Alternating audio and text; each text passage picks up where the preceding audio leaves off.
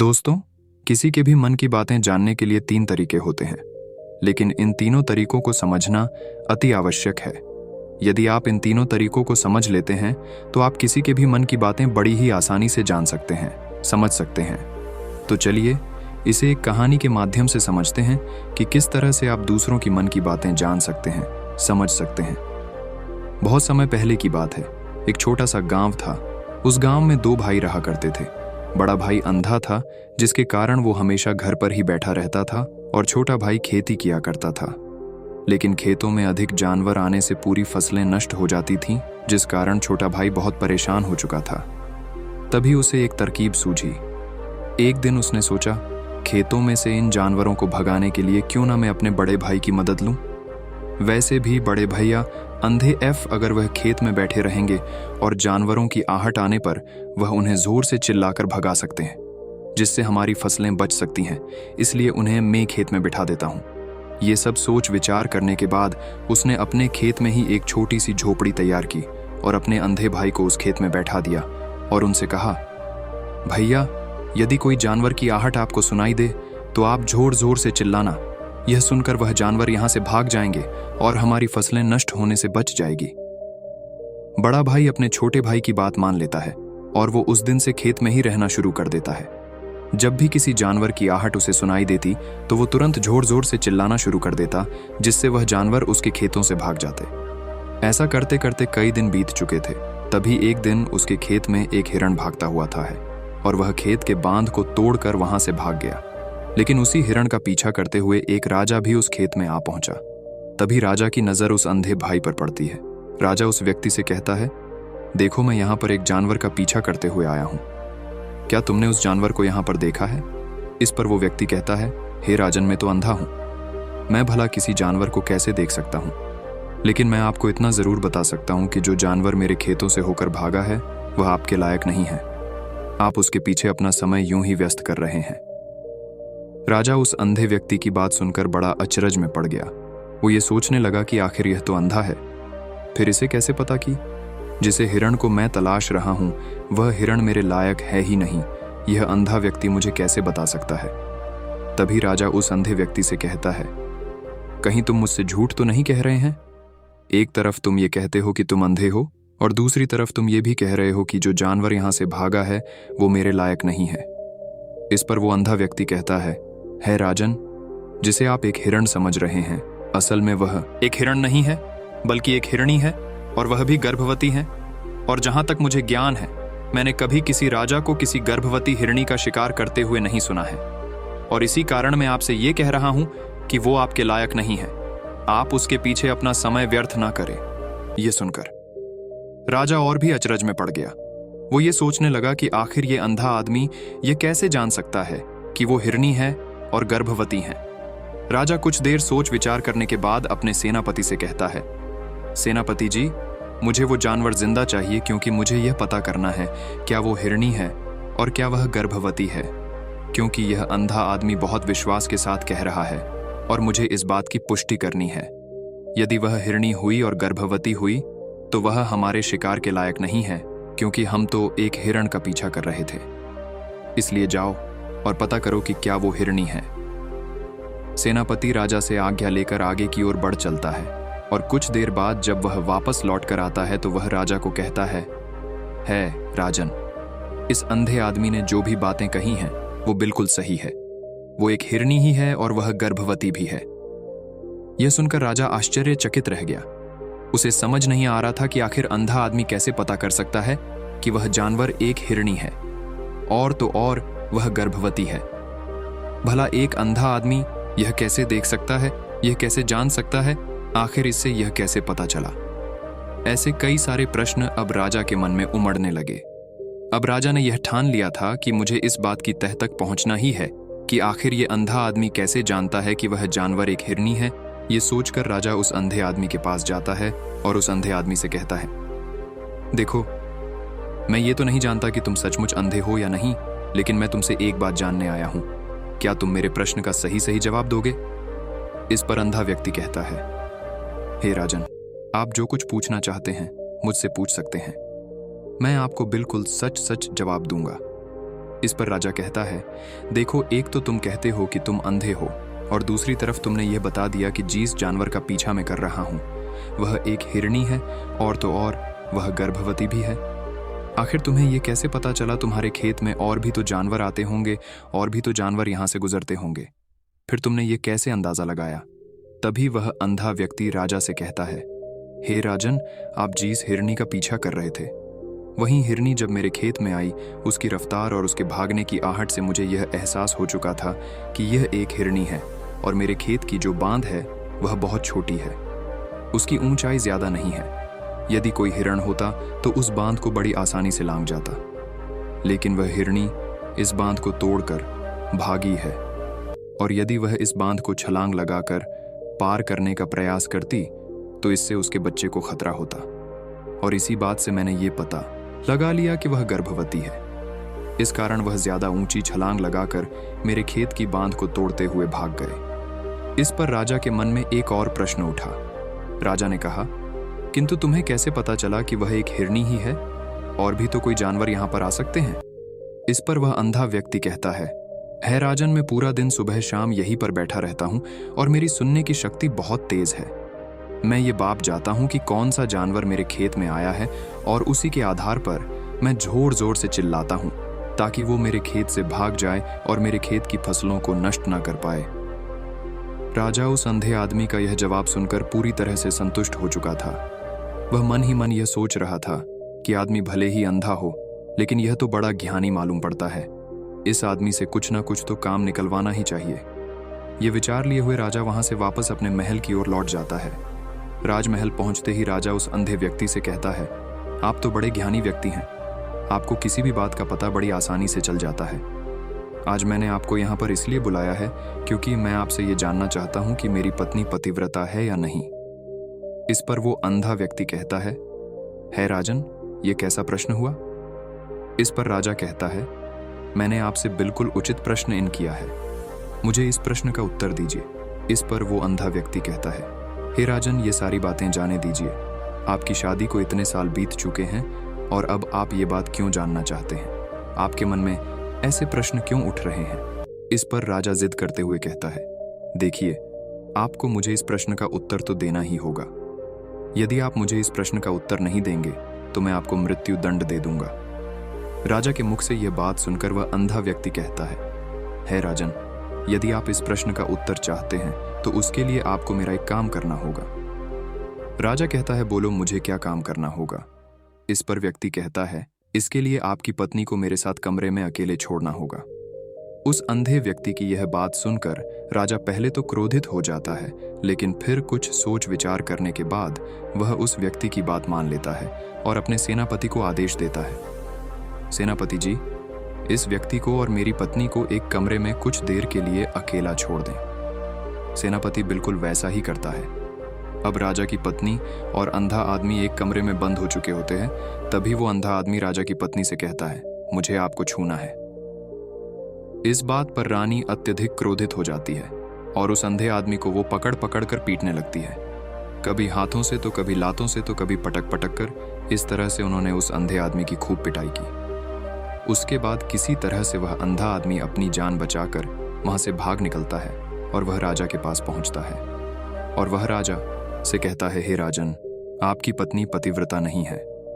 ये बात सुनकर राजा अत्यधिक क्रोधित हो उठता है और राजा अपनी तलवार निकालकर सीधा अपनी पत्नी की ओर जाता है और क्रोधित होकर वह अपनी रानी से कहता है, रानी जी, आज मैं जो भी सवाल आपसे करने वाला हो उसका मुझे सच सच जवाब दीजिएगा, और यदि आपने एक शब्द भी झूठ कहा तो मैं आपका अभी के अभी सर धड़ से अलग कर दूंगा, तभी आगे बढ़ें।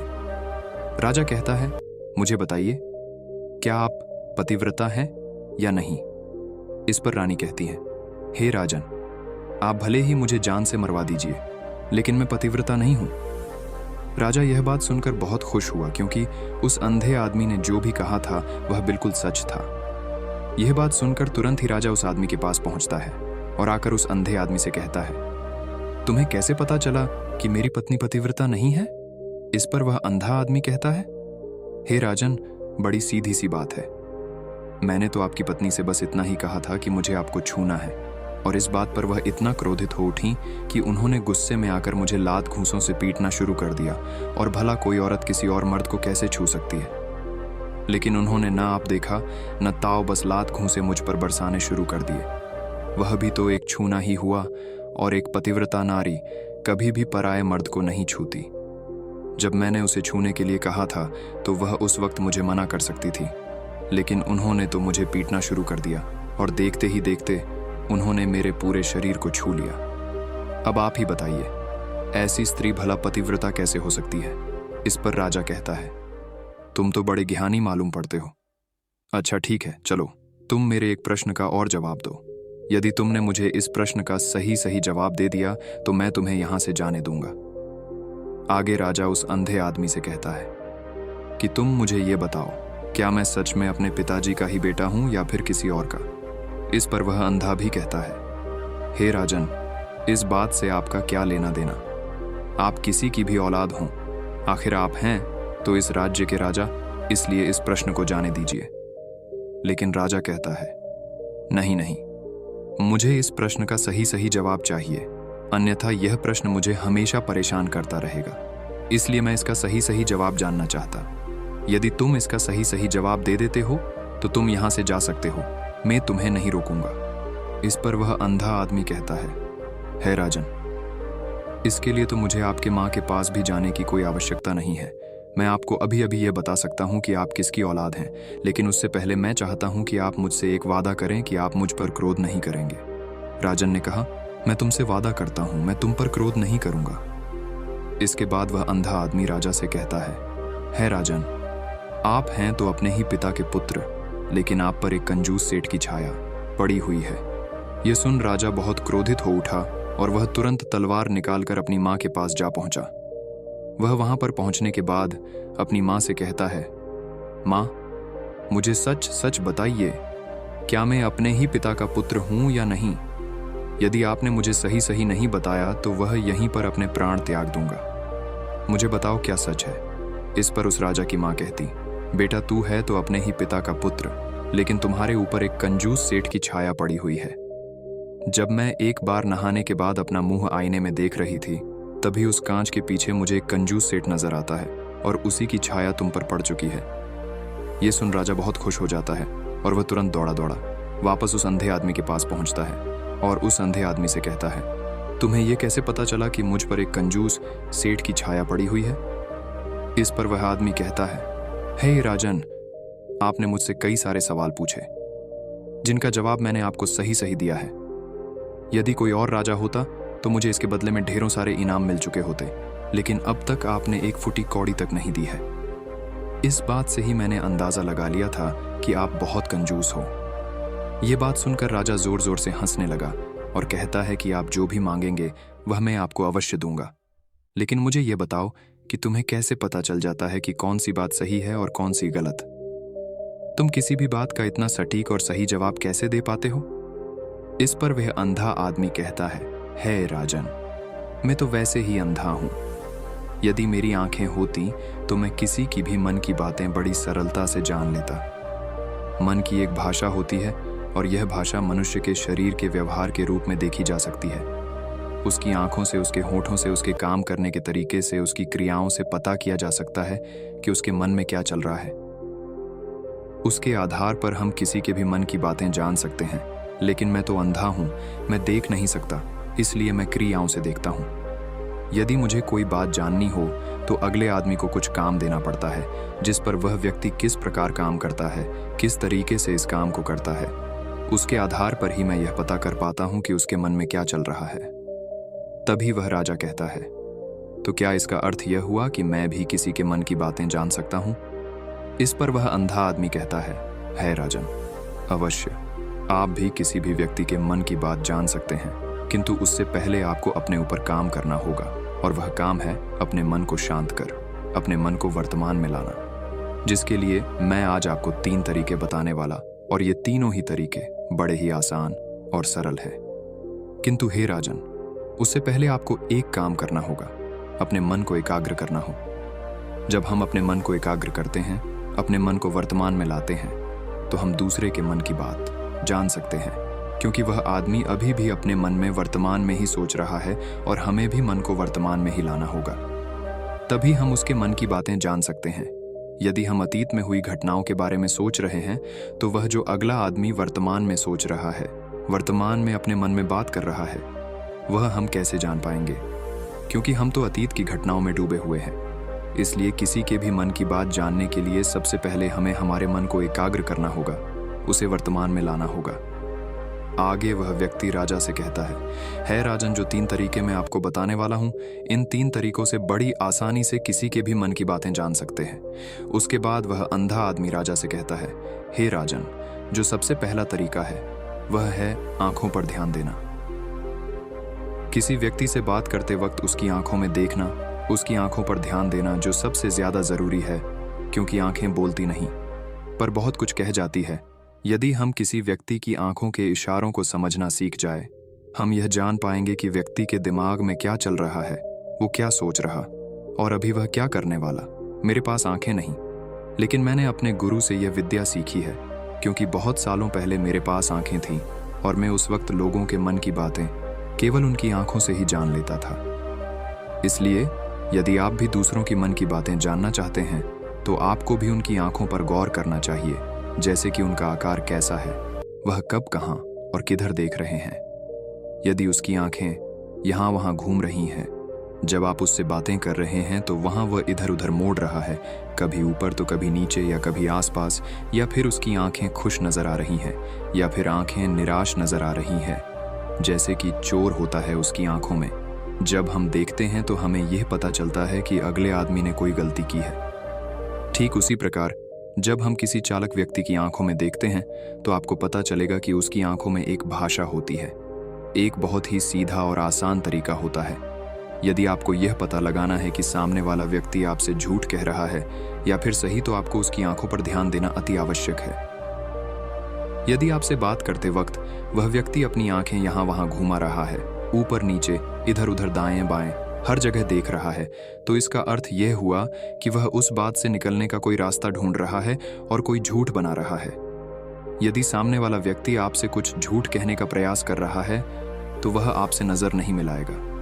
वह यहां वहां देखेगा, ऊपर नीचे देखेगा, लेकिन वह आपकी आंखों में आंखें डालकर कभी नहीं देख पाएगा, क्योंकि उसे डर है कि यदि उसने आपकी आंखों में आंखें डालकर देखी तो उसका झूठ पकड़ा जाएगा और लोगों को सच्चाई का पता चल जाएगा। और इसी प्रकार कुछ और भी भाषाएं होती हैं। जब आप किसी की आंखों में आंखें डालकर यह देखना शुरू कर देंगे कि उसके हाव भाव क्या है, ठीक उसी प्रकार चेहरे के हाव भाव होते हैं, जिससे हम मन की बातें बड़ी आसानी से समझ सकते हैं और इन्हें भी समझना बहुत जरूरी है। कभी कभी कोई व्यक्ति अपने चेहरे से, जैसे आंख, होंठ और बहुत से कुछ अलग अलग व्यवहार करता है। यदि आप किसी व्यक्ति के चेहरे में गौर करेंगे तो आप आसानी से समझ पाएंगे कि वह व्यक्ति निराश है, जब व्यक्ति बहुत उदास है, या फिर वह बहुत खुश है, या फिर उससे कोई बहुत बड़ा दुख है। वह अपने अंदर क्या महसूस कर रहा है, ये सारी बातें हम उसके चेहरे के हाव भाव से पता कर सकते हैं। फिर चाहे इंसान जुबान से कुछ बोले या ना बोले, लेकिन आप उसके चेहरे से सब कुछ पता कर सकते हैं। आगे व्यक्ति राजा से तीसरा तरीका बताते हुए कहता है, हे राजन, इसी प्रकार तीसरी भाषा भी है, अर्थात तीसरा तरीका भी है, और वह है हाथों के इशारे और शरीर का व्यवहार। मन की बात समझने के लिए हमें हाथ के इशारे और शरीर के व्यवहार को समझना बहुत आवश्यक है। कोई व्यक्ति जब बात करता है तो आपने देखा होगा कि वो अपने हाथों को हिलाता रहता है, अपने हाथों से इशारा करता रहता है। बातों के साथ साथ अपना शरीर का जो व्यवहार है, अर्थात बॉडी लैंग्वेज, उसका भी पूरा उपयोग करता है, जिससे हमें यह पता चल पाता है कि वह व्यक्ति हमारी बातों पर कितना ध्यान दे रहा है और उसके मन में क्या चल रहा है। शरीर के व्यवहार को देखने के लिए उसके हाथ मटकाने, शरीर मटकाने और चेहरे पर बार बार हाथ लाल, हाथों का एक दूसरे से मसलना, ऐसी बहुत सी क्रियाएं होती हैं। उस पर हमें ध्यान देना अति आवश्यक। मन की बात को समझने के लिए हमें शरीर के व्यवहार को भी समझना पड़ता है। यदि हम इन 3 तरीकों को सही तरीके से ध्यान देकर इन 3 तरीकों को अच्छे से समझ लेते हैं तो हम बहुत जल्दी किसी भी व्यक्ति के मन की बातें बड़ी सरलता और सहजता से जान सकते हैं। इसीलिए यदि आपको किसी के मन की बातें जानी हैं तो आपको उसकी आंखों पर, उसके चेहरे पर, उसके शरीर के हाव भाव को और उसके हाथों को ध्यानपूर्वक देखना और समझना होगा, जिससे आप यह समझ पाएंगे। ये आखिरकार उसके मन में क्या चल रहा है और वह क्या सोच रहा है। F, लेकिन उनसे पहले आपको अपने मन को एकाग्र करना होगा, शांत करना होगा और अपने मन को वर्तमान में लाना होगा। तभी आप उस व्यक्ति की इन सभी क्रियाओं पर ध्यान दे पाएंगे, उन्हें समझ पाएंगे। अन्यथा आप यदि अतीत की घटनाओं में व्यस्त हैं, भविष्य की योजनाओं में व्यस्त हैं, तो आप उस व्यक्ति के हाव भाव पर कभी ध्यान ही नहीं पाएंगे और ना ही आप कभी यह समझ पाएंगे कि आखिर उस व्यक्ति के मन में क्या चल रहा है, वह क्या सोच रहा है। आपने देखा होगा कि ऐसे कई बड़े संत महात्मा हैं जो बड़ी ही शांति से आपको देखते हैं और आपको देखकर ही ये बता देते हैं कि आपके मन में क्या चल रहा है, आप उनसे क्या जानने आए हैं। और इसका सबसे बड़ा प्रमुख कारण यही है कि वह आपको पढ़ सकते हैं, आपको समझ सकते हैं, आपकी मन की बातें जान सकते हैं, क्योंकि उनका मन एकाग्र है, शांत है और यही कारण है कि वह आपके मन की बातें बड़ी सरलता से समझ जाते हैं। तो दोस्तों, उम्मीद करता हूँ आपको इस कहानी से एक अच्छी सीख मिली होगी। ये कहानी आपको कैसी लगी हमें कमेंट बॉक्स में कमेंट करके ज़रूर बताएं और इस कहानी को अपने दोस्तों के साथ ज़रूर शेयर करें ताकि उन्हें भी इस कहानी से कुछ सीखने को मिल सके। धन्यवाद।